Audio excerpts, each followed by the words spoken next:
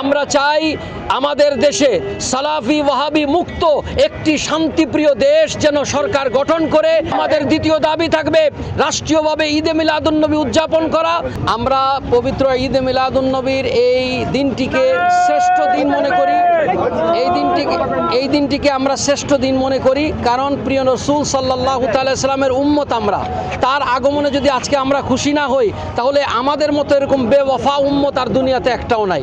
আজকের দিনে প্রিয় রাসূল সাল্লাল্লাহু তাআলা সাল্লাম অন্ধকারাচ্ছন্ন দুনিয়াকে এসে আলোকিত করেছেন। আমরা বিশ্বাস করি আজও যদি প্রিয় রাসূলের ভালোবাসা মহব্বত কেউ যদি গ্রহণ করে, তিনিও আজকে দুনিয়া এবং আখিরাতে সব জায়গায় তিনি কামিয়াব হবেন। আমরা রাষ্ট্রের কাছে দাবি জানাবো, সেই প্রিয় রাসূলের মান সম্মানের ব্যাপারে কেউ যদি কটূক্তি করে, রাষ্ট্রীয় সচিবালয় থেকে শুরু করে সর্বত্র এই সমস্ত লোকদের বিরুদ্ধে সংসদে আইন পাশ করে তাদের বিরুদ্ধে ব্যবস্থা নিতে হবে। আমাদের দ্বিতীয় দাবি থাকবে রাষ্ট্রীয়ভাবে ঈদে মিলাদুন্নবী উদযাপন করা এবং সমস্ত গরিব দুঃখীদের মধ্যে আনন্দ বন্টন করার জন্য যা কিছু করার দরকার সাপামর জনসাধারণ যেন এগিয়ে আসেন, আমরা সেই দাবি জানাবো ইনশাআল্লাহ। এদেশ শান্তিপ্রিয় দেশ। এই দেশের মানুষ প্রিয় রাসূল সাল্লাল্লাহু তাআলা সাল্লামকে ভালোবাসে।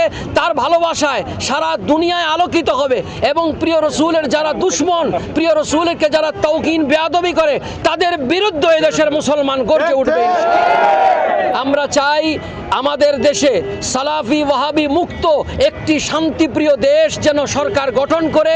আমাদের এই সরকার যেন আমাদেরকে শান্তি দিতে পারে এবং প্রিয় রাসূলের আদর্শ যেন সব জায়গায় প্রতিষ্ঠিত করতে পারে। এই জন্য মাননীয় সরকার মহোদয়ের কাছে আমরা আবেদন জানাবো ইনশাআল্লাহ।